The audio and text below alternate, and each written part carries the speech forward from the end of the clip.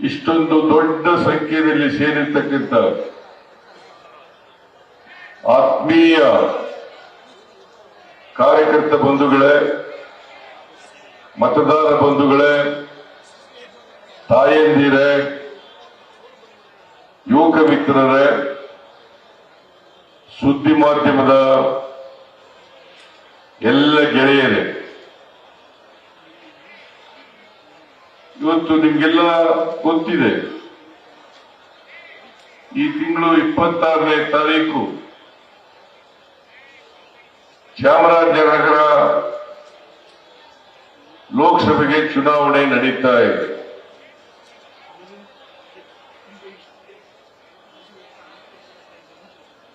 ನಮ್ಮ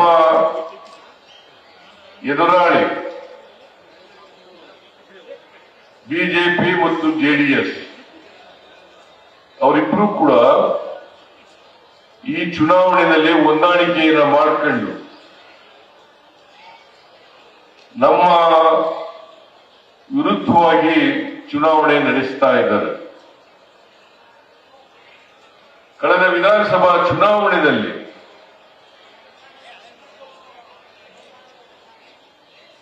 ಮೂರೂ ಪಕ್ಷಗಳು ಅಭ್ಯರ್ಥಿಗಳನ್ನ ಹಾಕಿದ್ದು.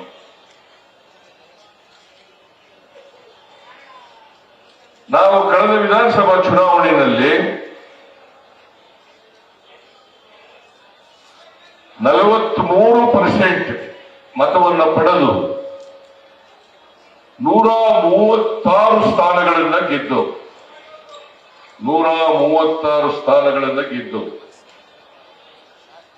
ಅಧಿಕಾರದಲ್ಲಿದ್ದಂತ ಭಾರತೀಯ ಜನತಾ ಪಕ್ಷ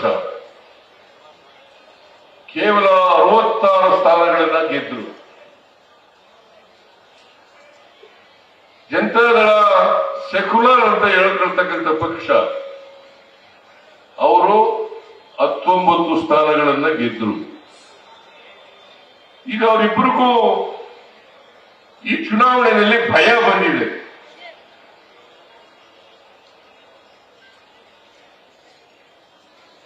ಅವರು ಬಹಳ ಕೆಟ್ಟದಾಗಿ ಸೋಲ್ತೀವಿ ಅಂತೇಳಿ ಇಬ್ರು ಒಟ್ಟುಗೂಡಿ ಕಾಂಗ್ರೆಸ್ ಪಕ್ಷವನ್ನು ಎದುರಿಸತಕ್ಕಂಥ ಪ್ರಯತ್ನವನ್ನು ಮಾಡ್ತಾ ಇದ್ದಾರೆ. ಅವರಿಗೆ ಯಾವುದೇ ಸಿದ್ಧಾಂತ ಇಲ್ಲ, ಯಾವುದೇ ಕಾರ್ಯಕ್ರಮ ಇಲ್ಲ, ಒಂದು ಮಿನಿಮಮ್ ಕಾಮನ್ ಪ್ರೋಗ್ರಾಮ್ ಕೂಡ ಘೋಷಣೆ ಮಾಡ್ಕೊಂಡಿಲ್ಲ. ಅವರು ಕಾಂಗ್ರೆಸ್ ಅನ್ನ ಸೋಲಿಸಬೇಕು ಅನ್ನೋದು ಒಂದೇ ಒಂದು ಗುರಿ ಅವರಿಗೆ. ಕಾಂಗ್ರೆಸ್ ಅನ್ನ ಸೋಲಿಸಬೇಕು. ಯಾಕಂತಂದ್ರೆ ಅವರಿಗೆ ಬಡವರ ಪರವಾಗಿ, ರೈತರ ಪರವಾಗಿ, ದಲಿತರ ಪರವಾಗಿ, ಮಹಿಳೆಯರ ಪರವಾಗಿ, ಹಿಂದುಳಿದವರ ಪರವಾಗಿ, ಅಲ್ಪಸಂಖ್ಯಾತರ ಪರವಾಗಿ ಏನು ಮಾಡಿದ್ದೀವಿ ಅಂತ ಹೇಳಲಿಕ್ಕೆ ಸಾಧನೆಗಳಿಲ್ಲ. ಅವರ ಹತ್ರ ಯಾವ ಸಾಧನೆಗಳನ್ನು ಕೂಡ ಮಾಡಲಿಲ್ಲ. ಕಳೆದ ಅವಧಿಯಲ್ಲಿ ಜೆಡಿಎಸ್ನವರು ಕುಮಾರಸ್ವಾಮಿ 1 ವರ್ಷ 2 ತಿಂಗಳು ಮುಖ್ಯಮಂತ್ರಿ ಆಗಿದ್ದರು. ಅದರಾದ ನಂತರ ಯಡಿಯೂರಪ್ಪ 2 ವರ್ಷ, ಇನ್ನು ಉಳಿದ ಅವಧಿಯಲ್ಲಿ ಬಸವರಾಜ ಬೊಮ್ಮಾಯಿ ಅವರು ಮುಖ್ಯಮಂತ್ರಿ ಆಗಿದ್ದರು. ಈ ಪೂರ 5 ವರ್ಷಗಳ ಅವಧಿಯಲ್ಲಿ ಏನೂ ಕೆಲಸ ಮಾಡಲಿಲ್ಲ. ನಾನು ಇದನ್ನ ಚುನಾವಣೆಗೋಸ್ಕರ ಈ ಮಾತುಗಳನ್ನ ಹೇಳ್ತಾ ಇಲ್ಲ. ಯಾಕಂತಂದ್ರೆ ಅವರು ಸಾಧನೆಗಳ ಮೇಲೆ ಓಟ್ ಕೇಳ್ತಾ ಇಲ್ಲ. ಬಡವರಿಗಿಂತ ಕೆಲಸ ಮಾಡಿದ್ದೀವಿ, ದಲಿತರಿಗಿಂತ ಕೆಲಸ ಮಾಡಿದ್ದೀವಿ, ಹಿಂದುಳಿದವರಿಗಿಂತ ಕೆಲಸ ಮಾಡಿದ್ದೀವಿ, ಮಹಿಳೆಯರಿಗಿಂತ ಕೆಲಸ ಮಾಡಿದ್ದೀವಿ, ಅಲ್ಪಸಂಖ್ಯಾತರಿಗಿಂತ ಕೆಲಸ ಮಾಡಿದ್ದೀವಿ ಅನ್ನೋ ಆಧಾರದ ಮೇಲೆ ಓಟನ್ನ ಕೇಳ್ತಾರೆ. ಅವ್ರು ಕೇಳ್ತಾ ಇರೋದು ಮೋದಿ ಓಟ್ ಕೊಡಿ, ಮೋದಿ ಓಟ್ ಕೊಡಿ, ಮೋದಿ ಓಟ್ ಕೊಡಿ ಅಂತ ಕೇಳ್ತಾ ಇದ್ದಾರೆ. ಯಾಕಂತಂದ್ರೆ ಇವರಿಗೆ ಮುಖ ಇಲ್ಲ. ಇವ್ರು ಯಾರಿಗೂ ಕೂಡ ವೋಟ್ ಕೇಳಲಿಕ್ಕೆ ನೈತಿಕತೆ ಇಲ್ಲ. ಯಾಕಂದ್ರೆ ಇವರಿಗೆ ಮೋದಿ ಬಿಟ್ಟರೆ ಬೇರೆ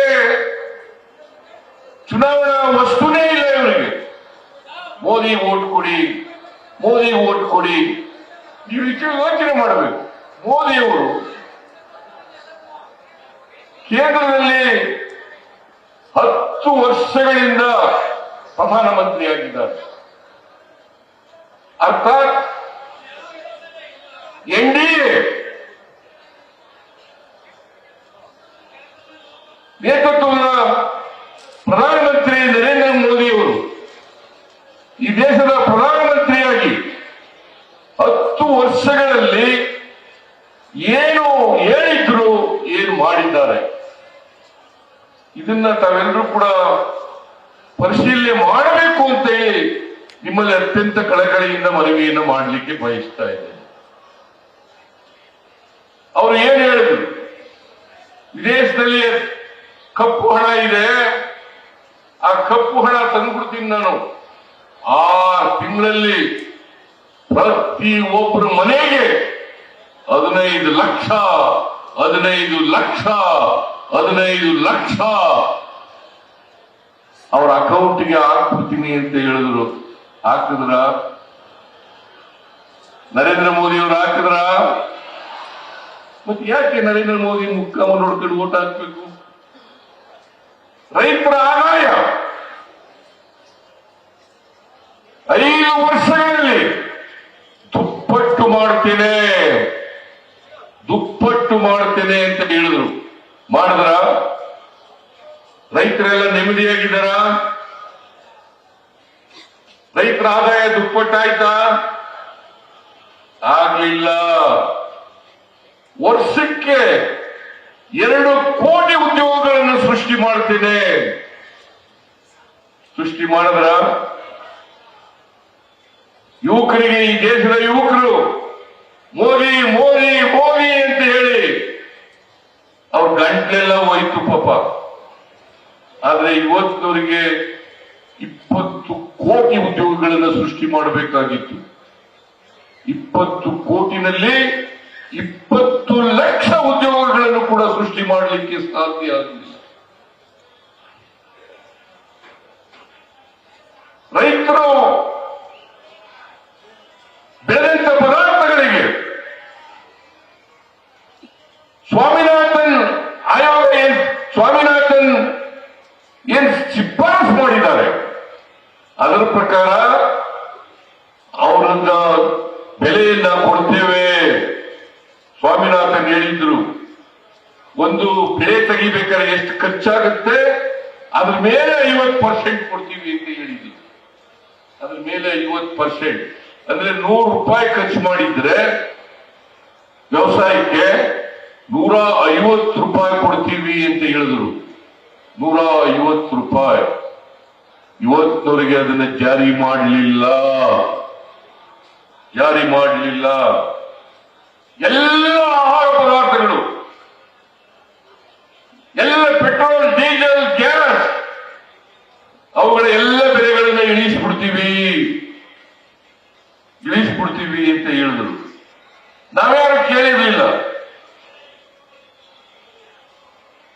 ಅಕ್ಕಿ, ಬೇಳೆ, ರಾಗಿ, ಜೋಳ ಎಲ್ಲ ಬೆಲೆಗಳು ಇಳಿದೋಯ್ತವೆ.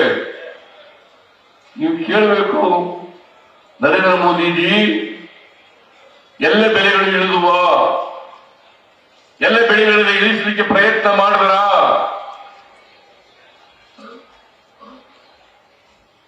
ಮಾಡಲಿಲ್ಲ. ನಿಮಗೆ ಒಂದು ಉದಾಹರಣೆ ಹೇಳಬೇಕು ಅಂತಂದ್ರೆ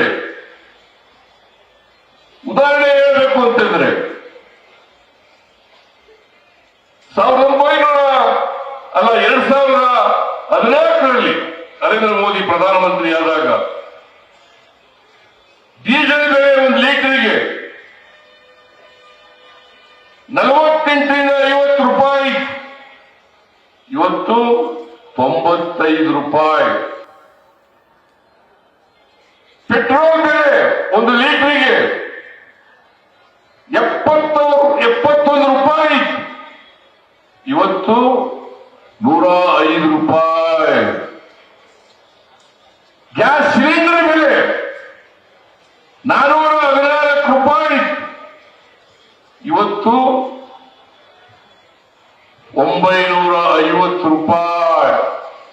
ಮೋದಿಜಿ ಇಡೀ ದೇಶದ ಜನರಿಗೆ ಹೇಳಿದರು, ಇಡೀ ದೇಶದ ಜನರಿಗೆ ಹೇಳಿದರು, ಅಚ್ಚೇ ದಿನ ಈಗ ನಾನು ಬಿಜೆಪಿ ಅಧಿಕಾರಕ್ಕೆ ಬಂದ್ರೆ, ನರೇಂದ್ರ ಮೋದಿ ಪ್ರಧಾನಮಂತ್ರಿ ಆದ್ರೆ ಒಳ್ಳೆ ದಿನಗಳು ಬರ್ತವೆ, ಒಳ್ಳೆ ದಿನಗಳು ಬರ್ತವೆ. ಬಂದು ಒಳ್ಳೆ ದಿನಗಳು ನಿಮ್ಗೆಲ್ಲ ಅನುಕೂಲ ಆಯ್ತಾ?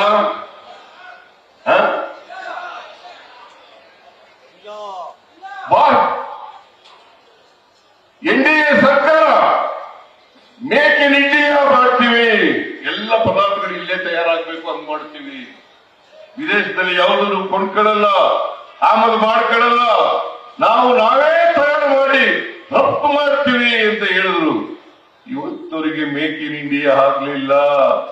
ಇವತ್ತು ಕೂಡ ಅನೇಕ ಪದಾರ್ಥಗಳನ್ನ ವಿದೇಶದಿಂದ ತರಿಸಿರ್ತಕ್ಕಂಥ ಪರಿಸ್ಥಿತಿ ಇದೆ. 10 ವರ್ಷಗಳಾದರೂ ಕೂಡ ವಿದೇಶದಿಂದ ಆಮದು ಮಾಡಿಕೊಳ್ತಕ್ಕಂಥ ಪರಿಸ್ಥಿತಿ ಇದೆ. ಮೇಕ್ ಇನ್ ಇಂಡಿಯಾ ಮಾಡಲಿಲ್ಲ.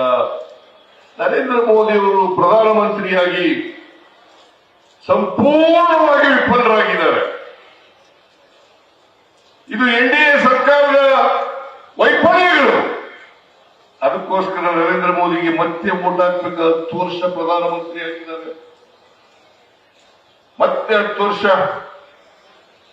ಇನ್ನೊಂದು ಮಾತು ಹೇಳೋದು ಬಹಳ ತಮಾಷೆ ಇದು, ಸಬ್ಕ ಸಾಥ್ ಸಬ್ಕ ವಿಕಾಸ್ ಸಬ್ಕ ವಿಶ್ವಾಸ್. ಎಲ್ಲರನ್ನೂ ಒಟ್ಟಿಗೆ ತಗೊಂಡು ಹೋಗ್ತೀವಿ, ಎಲ್ಲರ ಅಭಿವೃದ್ಧಿ ಮಾಡ್ತೀವಿ. ಈ ದೇಶದಲ್ಲಿರ್ತಕ್ಕಂಥ 143 ಕೋಟಿ ಜನರ ಅಭಿವೃದ್ಧಿ ಮಾಡಿಕೊಡ್ತೀವಿ ಅಂತ ಹೇಳಿದ್ರು. ಇವತ್ತವರಿಗೆ ಮಾಡಲಿಲ್ಲ. ಹಾಗಾದ್ರೆ ಯಾರು ಅಭಿವೃದ್ಧಿ ಮಾಡಿದ್ರು? ಇವರು ಅಭಿವೃದ್ಧಿ ಮಾಡಿದ್ದು ಅಂಬಾನಿ, ಅದಾನಿ, ಟಾಟಾ, ಬಿರ್ಲಾ ಇವರು ಅಭಿವೃದ್ಧಿ ಮಾಡಿದ್ರು ಹೊರತು ಬಡವರ ಅಭಿವೃದ್ಧಿ ಆಗಲಿಲ್ಲ, ರೈತರ ಅಭಿವೃದ್ಧಿ ಆಗಲಿಲ್ಲ, ಮಹಿಳೆಯರ ಅಭಿವೃದ್ಧಿ ಆಗಲಿಲ್ಲ. ಇಷ್ಟಾದರೂ ಕೂಡ ನರೇಂದ್ರ ಮೋದಿ ಅವರಿಗೆ ವೋಟ್ ಹಾಕ್ಬೇಕಾ? ಬಿಜೆಪಿ ಅವರಿಗೆ ವೋಟ್ ಹಾಕ್ಬೇಕಾ? ಹೇಳಿ, ನೀವೇ ಹೇಳಿ. ನಾನು ಮತ್ತು ಡಿ.ಕೆ. ಶಿವಕುಮಾರ್, ನಮ್ಮ ಪಕ್ಷದ ಅಧ್ಯಕ್ಷರಾದಂತಹ ಮಲ್ಲಿಕಾರ್ಜುನ ಖರ್ಗೆ ಅವರು, ರಾಹುಲ್ ಗಾಂಧಿಯವರು, ಸೋನಿಯಾ ಗಾಂಧಿಯವರು ನಾವೆಲ್ಲರೂ ಹೇಳೋದು, ನಾವು ಅಧಿಕಾರ ಕೊಟ್ರೆ, ಈ ಸಾರಿ ನಾವು ಅಧಿಕಾರ ಕೊಟ್ರೆ ನಾವು ಕೊಟ್ಟಂತ ಭರವಸೆಗಳನ್ನ ಈಡೇರಿಸ್ತೇವೆ, ನಮಗೆ ಆಶೀರ್ವಾದ ಮಾಡಿ ಅಂತೇಳಿ ಕರ್ನಾಟಕದ ಜನರನ್ನ ಮನವಿ ಮಾಡೋದು. ಇವತ್ತು ನಾವು ನುಡಿದಂತೆ ನಡೆದಿದೀವೋ ಇಲ್ಲವೋ ಅಂತಕ್ಕಂಥದ್ದನ್ನ ನೀವೇ ವಿಚಾರ ಮಾಡಬೇಕು. ನುಡಿದಂತೆ ನಡೆದಿದೀವೋ ಇಲ್ಲ? ಹೆಣ್ಮಕ್ಳೆಲ್ಲ ಫ್ರೀಯಾಗಿ ಫಸ್ಟ್ ತಿರುಗಾಡ್ತಾ ಇದ್ದಾರ ಇಲ್ಲ? ಫ್ರೀಯಾಗಿ ತಿರುಗಾಡ್ತಾ ಇದ್ದಾರ ಇಲ್ಲ? ತಿರುಗಾಡ್ತಾ ಇದ್ದೀರಿ. ಇವತ್ತು ಕೆಎಸ್ಆರ್ಟಿಸಿ ಬಸ್ಗಳಲ್ಲಿ ಎಷ್ಟೇ ಮಹಿಳೆಯರು ಹೋದರೂ ಕೂಡ ಫ್ರೀಯಾಗಿ ಹೋಗ್ಬೋದು, ದೇವಸ್ಥಾನಗಳಿಗೆ ಹೋಗ್ಬೋದು, ಪ್ರೇಕ್ಷಣೀಯ ಸ್ಥಳಗಳಿಗೆ ಹೋಗ್ಬೋದು, ನಿಮ್ಮ ತವರು ಮನೆಗಳಿಗೆ ಹೋಗ್ಬೋದು, ನೆಂಟರಿಷ್ಟರ ಮನೆಗಳಿಗೆ ಹೋಗ್ಬೋದು. ಹೋಗ್ತಾ ಇದ್ದೀರಿಯಲ್ವಾ? ಮತ್ತೆ ನಾವು ಕೊಟ್ಟಂತ ವಚನ ಪಾಲನೆ ಮಾಡಿದೀವೋ ಇಲ್ಲ? ಶಕ್ತಿ ಯೋಜನೆ ಅಂತ ಹೇಳಿದಕ್ಕೆ ನಾನು ಡಿ.ಕೆ. ಶಿವಕುಮಾರ್ ಇಬ್ರು ಗ್ಯಾರಂಟಿ ಯೋಜನೆಗಳ ಚೆಕ್ಗೆ ಸೈನ್ ಮಾಡೋದು. ಅದನ್ನು ನಮ್ಮ ಕಾರ್ಯಕರ್ತರು ಮನೆ ಮನೆಗೆ ಹಂಚಿದ್ರು, ಮನೆ ಮನೆಗೆ ಹಂಚಿದ್ರು. ನಾವು ಕೊಟ್ಟ ಮಾತಿಗೆ ನಡ್ಕತ್ತೀವಿ ಅಂತ ಹೇಳಿದ್ರು. ಆದ್ರೆ ಬಿಜೆಪಿಯವರು ಅವರು ಕೂಡ ಆಶ್ವಾಸನೆಗಳು ಕೊಟ್ಟಿದ್ರು, ನಡ್ಕೊಳ್ಳಲಿಲ್ಲ. ಆಮೇಲೆ ಗೃಹ ಜ್ಯೋತಿ ಅಂತಕ್ಕಂಥ ಕಾರ್ಯಕ್ರಮವನ್ನ ಘೋಷಣೆ ಮಾಡಿದ್ದು.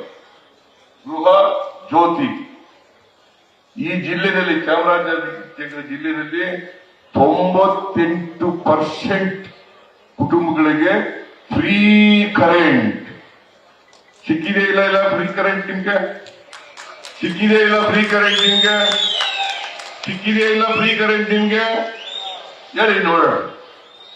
ನಾವು ಫ್ರೀ ಕರೆಂಟ್ ಕೊಟ್ಟ ಎಲ್ಲ ಜನಗಳಿಗೆ. ಆಮೇಲೆ ಗೃಹ ಲಕ್ಷ್ಮಿ ಅಂತಕ್ಕಂಥ ಕಾರ್ಯಕ್ರಮ ಘೋಷಣೆ ಮಾಡಿದ್ದು.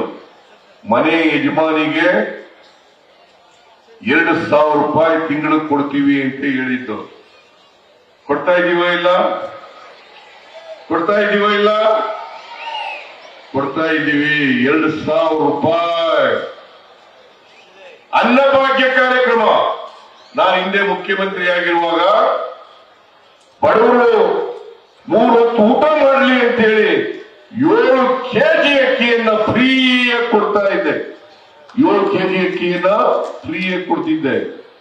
ಈ ಯಡಿಯೂರಪ್ಪ, ಬಸವರಾಜ ಬೊಮ್ಮಾಯಿ 7 ಕೆಜಿಯಿಂದ 5 ಕೆಜಿ ಇಳಿಸ್ಬಿಟ್ರು.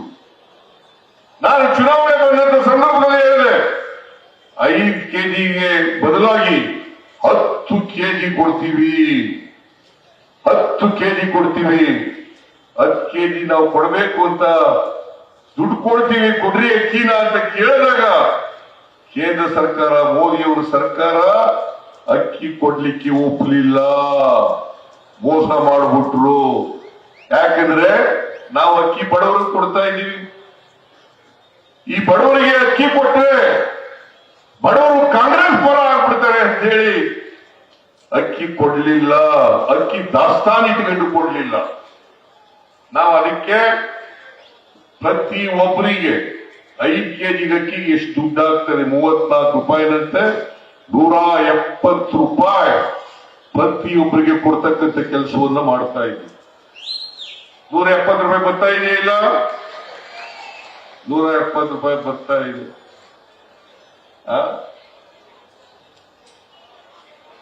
170 ರೂಪಾಯಿ ಬರ್ತಾ ಇದೆಯಿಲ್ಲ?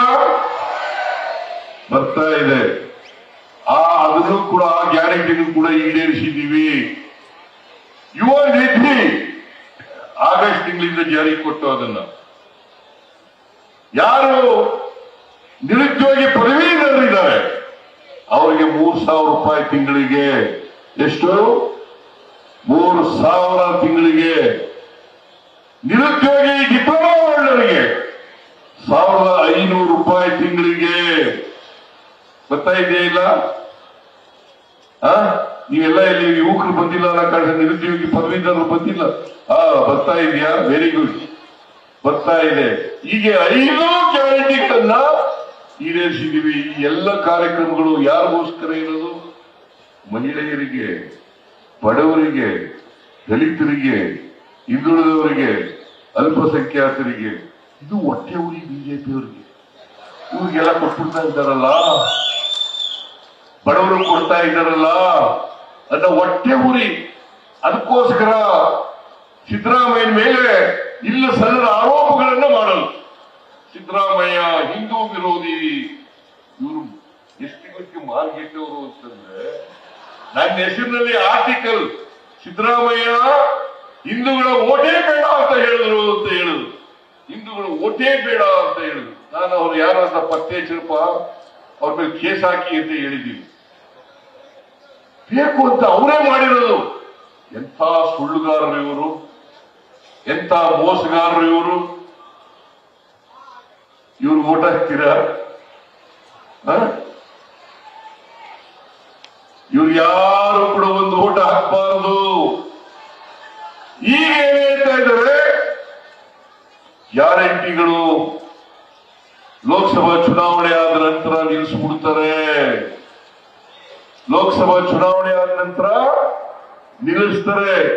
ಇವತ್ತು ನಾನು ನಿಮ್ಮೆಲ್ಲರಿಗೂ ಕೂಡ ಭರವಸೆ ಕೊಡ್ತೀನಿ, ಯಾವ ಕಾರಣಕ್ಕೂ ನಿಲ್ಲಿಸಲ್ಲ. ಎಷ್ಟೇ ದುಡ್ಡು ಖರ್ಚಾಗಲಿ,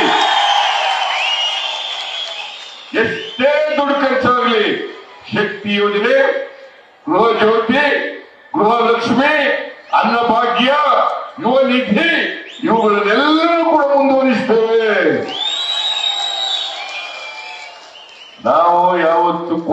ಮಾತಿಗೆ ತಪ್ಪಿಸ್ಕೊಳ್ಳೋರಲ್ಲ.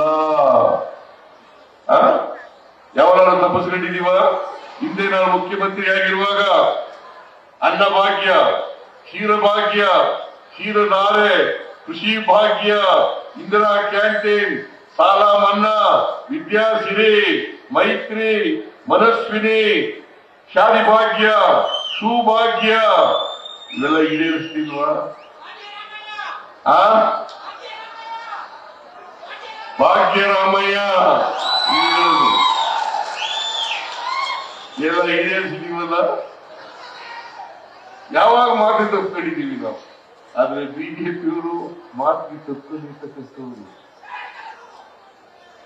ನರೇಂದ್ರ ಮೋದಿ ಮಾತು ತಪ್ಪಿರ್ತಕ್ಕಂಥವ್ರು. ಎಲ್ಲಿ ಬಿಜೆಪಿಗೂ ಕಾಂಗ್ರೆಸ್ಗೂ ಇರ್ತಕ್ಕಂಥ ವ್ಯತ್ಯಾಸ? ನಾವು ನುಡಿದಂತೆ ನಡೆದಿದ್ದೇವೆ, ಅವರು ನುಡಿದಂತೆ ನಡೀಲಿಲ್ಲ. ಜನರಿಗೆ ಸುಳ್ಳು ಹೇಳಿದ್ದಾರೆ. ಅದಕ್ಕೆ ನಾನು ಅನೇಕ ಸಾರಿ ಹೇಳಿದ್ದೀನಿ, ಈ ಬಿಜೆಪಿಯವರಿಗೆ ಮನೆ ದೇವರು ಯಾರು ಗೊತ್ತಾ? ಸುಳ್ಳು. ಸುಳ್ಳೇ ಅವ್ರ ಮನೆ ದೇವರು, ಸುಳ್ಳೇ ಅವ್ರ ಮನೆ ದೇವರು. ಅದರಿಂದ ಅವ್ರಿಗೆ ಸತ್ಯ ಹೇಳೋ ಗೊತ್ತಿಲ್ಲ. ಎಲ್ಲಿಕ್ಕಿಂತ ಮುಖ್ಯವಾಗಿ ಬಡವರು ಕಂಡ್ರೆ ಆಗಲ್ಲ, ಮಹಿಳೆಯರು ಕಂಡ್ರೆ ಆಗಲ್ಲ. ಇವತ್ತು ಬಡವರಿಗೆ, ಮಹಿಳೆಯರಿಗೆ, ದಲಿತರಿಗೆ, ಹಿಂದುಳಿದವರಿಗೆ, ರೈತರಿಗೆ ಏನಾದರೂ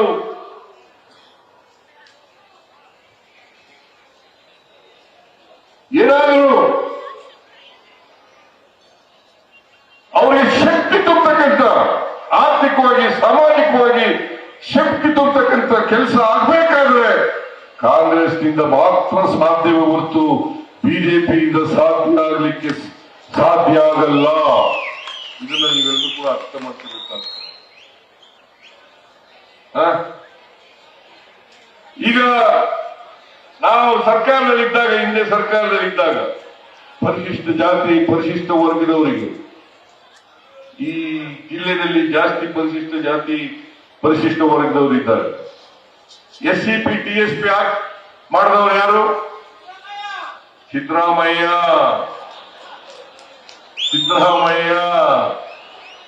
ನಿಮ್ಮ ಜನಸಂಖ್ಯೆಗೆ ಅನುಗುಣವಾಗಿ ಅಭಿವೃದ್ಧಿ ಕೆಲಸಕ್ಕೆ ಖರ್ಚು ಮಾಡಬೇಕು ಅಂತ ಹಣ ಮೀಸಲಿಟ್ಟವರು ಮೊದಲನೇ ಬಾರಿಗೆ ಕಾನೂನನ್ನ ಜಾರಿಗೆ ತಗೊಂಡು ಮಾಡಿದವರು ಸಿದ್ದರಾಮಯ್ಯ ಸರ್ಕಾರ. ಸಿದ್ದರಾಮಯ್ಯ ಸರ್ಕಾರ. ನಿಮಗೆ ಕಾಂಟ್ರಾಕ್ಟ್ಗಳಲ್ಲಿ ಮೀಸಲಾತಿ ಸಿಗಬೇಕು 1 ಲಕ್ಷದವರೆಗೆ ಅಂತೇಳಿ ಕಾನೂನು ಮಾಡಿದವರು ಇಡೀ ದೇಶದಲ್ಲಿ ಸಿದ್ದರಾಮಯ್ಯ ಸರ್ಕಾರ, ಕರ್ನಾಟಕ ಸರ್ಕಾರ. ಅದನ್ನ ಮಾಡದ್ದು ಯಾರು? ನಾವು ಮಾಡದ್ದು.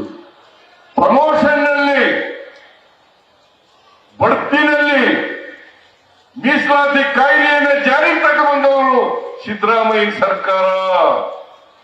ಈ ದೇಶದಲ್ಲಿ ಯಾರು ಮಾಡಿಲ್ಲ, ನಾವು ಮಾಡಿದ್ದೀವಿ. ಇವತ್ತು ಇಷ್ಟೆಲ್ಲ ಆದ್ರೂ ಕೂಡ ನಮ್ಮ ಸಂವಿಧಾನ, ಪ್ರಜಾಪ್ರಭುತ್ವ ನರೇಂದ್ರ ಮೋದಿಯವರ ಕೈನಲ್ಲಿ ಸುರಕ್ಷಿತವಾಗಿಲ್ಲ. ಸಂವಿಧಾನ ಆಗಲಿ, ಬಾಬಾ ಸಾಹೇಬ್ ಅಂಬೇಡ್ಕರ್ ಅವರು ಕೊಟ್ಟಂತ ಸಂವಿಧಾನ, ಬಾಬಾ ಸಾಹೇಬ್ ಅಂಬೇಡ್ಕರ್ ಅವರು ಕೊಟ್ಟಿದ್ದಕ್ಕಿಂತ ಸಂವಿಧಾನ, ಅದನ್ನೇ ಬಲವಾಡ ಮಾಡಿಕೊಟ್ಟಿರ್ತಕ್ಕಂಥವರು ನರೇಂದ್ರ ಮೋದಿಯವರ ಸರ್ಕಾರ. ಅದಾಗ್ಬೇಕಾ? ಇವತ್ತು ನಾವೆಲ್ಲ ಉಳಿಬೇಕಾದ್ರೆ, ಹಿಂದುಳಿದ ಉಳಿಬೇಕಾದ್ರೆ, ದಲಿತರು ಉಳಿಬೇಕಾದ್ರೆ, ಅಲ್ಪಸಂಖ್ಯಾತರು ಉಳಿಬೇಕಾದ್ರೆ, ಮಹಿಳೆಯರು ಉಳಿಬೇಕಾದ್ರೆ, ಬಡವರು ಉಳಿಬೇಕಾದ್ರೆ ಸಂವಿಧಾನ ಉಳಿಲೇಬೇಕು. ಸಂವಿಧಾನ ಉಳಿಲೇಬೇಕು. ಈ ಸಂವಿಧಾನ ಉಳಿಬೇಕು ಅಂದ್ರೆ ಕಾಂಗ್ರೆಸ್ಗೆ ತಾವೆಲ್ಲರೂ ಕೂಡ ವೋಟ್ ಹಾಕಬೇಕು.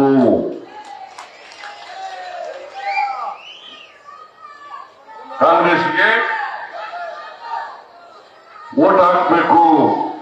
ಪ್ರಜಾಸತ್ವ ಉಳಿದ್ರೆ ಮಾತ್ರ ನಾವೆಲ್ಲರೂ ಉಳಿಲಿಕ್ಕೆ ಸಾಧ್ಯ ಆಗ್ತದೆ. ನರೇಂದ್ರ ಮೋದಿಯವರು ನರೇಂದ್ರ ಮೋದಿ ಅವರು ಸರ್ವಾಧಿಕಾರಿಯಂತೆ ವರ್ತಿಸ್ತಾ ಇದ್ದಾರೆ. ಪ್ರಜಾಪ್ರಭುತ್ವದ ವಿರೋಧಿ ನರೇಂದ್ರ ಮೋದಿಯವರು.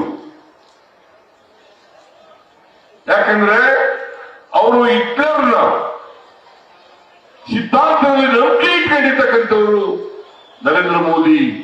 ಮುಸಲ್ಮಾನಿ ಸಿದ್ಧಾಂತದಲ್ಲಿ ನಂಬಿಕೆ ಇಟ್ಕೊಂಡಿರ್ತಕ್ಕಂಥವರು ಬಿಜೆಪಿಯವರು. ಯಾಕಂದ್ರೆ ಸಂವಿಧಾನ ಬಾಬಾ ಸಾಹೇಬ್ ಅಂಬೇಡ್ಕರ್ ಅವರು ಸಂವಿಧಾನ ರಚನೆ ಮಾಡಿ ಈ ದೇಶದಲ್ಲಿ ಜಾರಿಯಾದಾಗ ಅದನ್ನು ವಿರೋಧ ಮಾಡಲು RSS ನವರು ಅನ್ನೋದನ್ನು ತಿಳ್ಕೋಬೇಕಾಗ್ತದೆ. ಅದಕ್ಕೋಸ್ಕರ ಸಂವಿಧಾನ ರಕ್ಷಣೆ ಆಗಬೇಕಾದ್ರೆ, ಪ್ರಜಾಪ್ರಭುತ್ವ ಉಳಿಬೇಕು ಅನ್ನೋದಾದ್ರೆ ಕಾಂಗ್ರೆಸ್ ಗೆಲ್ಲೇಬೇಕು. ಕಾಂಗ್ರೆಸ್ಸಿನ ಅಭ್ಯರ್ಥಿ ಗೆಲ್ಲೇಬೇಕು. ನೀವೆಲ್ಲ ಕಾಂಗ್ರೆಸ್ ವೋಟ್ ಮಾಡ್ತೀರಿ ಅಲ್ವಾ? ವೋಟ್ ಮಾಡ್ತೀರಿ ಅಲ್ವಾ? ನಿಮ್ಮಲ್ಲಿ ಕೈ ಮುಗಿದು ಪ್ರಾರ್ಥನೆ ಮಾಡ್ತೀನಿ, ದಯಮಾಡಿ ಬಿಜೆಪಿಯಿಂದ ಯಾವ ಕಾರಣಕ್ಕೂ ಬಿಜೆಪಿಗೆ ವೋಟ್ ಹಾಕ್ಬೇಡಿ. ಬಿಜೆಪಿಗೆ ವೋಟ್ ಹಾಕ್ಬೇಡಿ. ಅವರು ಬಡವರ ವಿರೋಧಿಗಳು, ದಲಿತರ ವಿರೋಧಿಗಳು, ಹಿಂದುಳಿದವರ ವಿರೋಧಿಗಳು, ಅಲ್ಪಸಂಖ್ಯಾತರ ವಿರೋಧಿಗಳು. ಇವರಿಗೆ ವೋಟ್ ಹಾಕ್ತೀರಾ?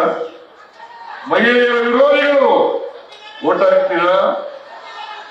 ನೀವು ವೋಟ್ ಹಾಕೋದ್ರ ಜೊತೆಗೆ ಪಕ್ಕದವ್ರಿಗೂ ಹೇಳಬೇಕು, ನಿಮ್ಮ ಸ್ನೇಹಿತರಿಗೂ ಹೇಳಬೇಕು, ನಿಮ್ಮ ಸಂಬಂಧಿಕರಿಗೂ ಹೇಳಬೇಕು, ಬಿಜೆಪಿಗೆ ವೋಟ್ ಹಾಕೋದು ಬೇಡ, ಈ ಸಾರಿ ಕಾಂಗ್ರೆಸ್ ಅನ್ನ ಮಾಡಿ. ನಾವು ಕೇಂದ್ರ ಮಲ್ಲಿಕಾರ್ಜುನ ಖರ್ಗೆ ಅವರು ಈಗಾಗಲೇ ನಮ್ಮ ಪಕ್ಷದ ಪ್ರಣಾಳಿಕೆಯನ್ನು ಬಿಡುಗಡೆ ಮಾಡಿದ್ದಾರೆ. ಅದರಲ್ಲಿ ಮಹಿಳೆಯರಿಗೆ 1 ವರ್ಷಕ್ಕೆ 1 ಲಕ್ಷ ರೂಪಾಯಿ,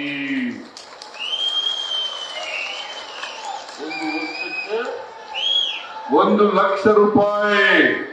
ನಾವು ವರ್ಷಕ್ಕೆ 24,000 ರೂಪಾಯಿ ಕೊಡ್ತಾ ಇದ್ರೆ ಅವರು ಕೇಂದ್ರದಿಂದ 1 ಲಕ್ಷ ರೂಪಾಯಿ. 1 ಲಕ್ಷ ರೂಪಾಯಿ ಬೇಕಾ ಬೇಡ? ಬೇಕಾ ಬೇಡ? ನಾವು ಸುಮ್ಮನೆ ತಮಾಷೆಗೋಸ್ಕರ ಎಲೆಕ್ಷನ್ಗೋಸ್ಕರ ಹೇಳೋದಲ್ಲ. ಏನ್ ಹೇಳ್ತೀವಿ ಅದನ್ನು ಮಾಡ್ತೀವಿ. ನಾವು ಬಸವಾದಿ ಶರಣರಲ್ಲಿ ನಂಬಿಕೆ ಇಟ್ಕೊಂಡಿರ್ತಕ್ಕಂಥವ್ರು, ಬಸವಾದಿ ಶರಣರು ನುಡಿದಂತೆ ನಡೆದಂತವ್ರು. ಅದಕ್ಕೋಸ್ಕರನೇ ಬಸವಣ್ಣನವರನ್ನ ಸಾಂಸ್ಕೃತಿಕ ನಾಯಕ ಅಂತ ಡಿಕ್ಲೇರ್ ಮಾಡಿ ಎಲ್ಲ ಕಚೇರಿಗಳಲ್ಲಿ, ಎಲ್ಲ ಸರ್ಕಾರಿ ಕಚೇರಿಗಳಲ್ಲಿ, ಎಲ್ಲ ವಿದ್ಯಾಸಂಸ್ಥೆಗಳಲ್ಲಿ ಬಸವಣ್ಣವರ ಫೋಟೋ ಇರಬೇಕು ಅಂತ ಮಾಡಿರೋರು ನಾವು. ಬಿಜೆಪಿಯವರು ಮಾಡಲಿಲ್ಲ, ಯಡಿಯೂರಪ್ಪ ಮಾಡಲಿಲ್ಲ, ಬಸವರಾಜ ಬೊಮ್ಮಾಯಿ ಮಾಡಲಿಲ್ಲ, ನಾವು ಮಾಡಿದ್ದೀವಿ.